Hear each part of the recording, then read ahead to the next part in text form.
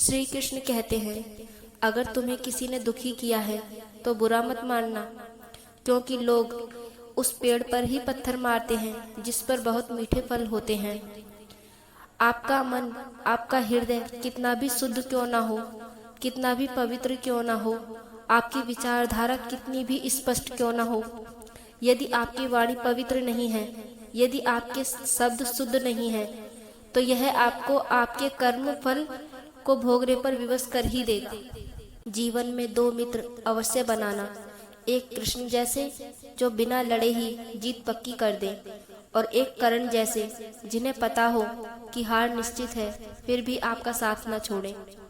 श्री कृष्ण कहते हैं, इंसान को अपने पुण्य कर्मों का सुख और अपने पाप कर्मों का दुख इसी जन्म में या अगले जन्म में भोगना ही पड़ता है, वह टल नहीं सकता।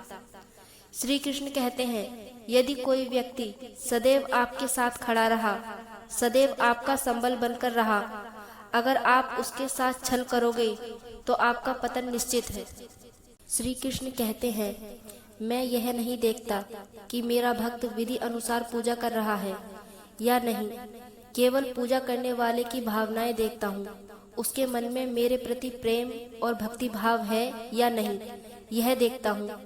जिस पूजा में विधि ही विधि हो, प्रेम ना हो, भक्ति भाव ना हो, उस पूजा द्वारा कोई भी मुझे प्राप्त नहीं कर सकता। हर सुबह अपने आप से बोलो, मुझे अपनी जिंदगी से और किस्मत से या किसी से भी कोई गिला नहीं। मैं ईश्वर का दिल से धन्यवाद करता हूँ जिसने मुझे यह खूबसूरत जिंदगी दी। मेरा मन पूरी तरह से शांति और सुकून से भरा हुआ है। हर सकारात्मक विचार आपकी जिंदगी में सकारात्मक मोड़ लेकर आएगा और हर सकारात्मक मोड़ आपकी जिंदगी और खुशहाल बना देगा।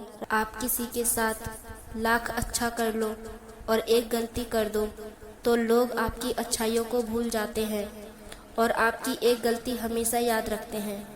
फासला बढ़ा लिया तुमने, मैंने दीवार पक्की कर ली, जरा सी गलतफहमी ने देखो कितनी तरक्की कर ली। मजाक में अक्सर इंसान दिल की बात बोल जाता है, बस समझने वाले समझ जाते हैं और ना समझने वाले उसे मजाक में लेकर भूल जाते हैं।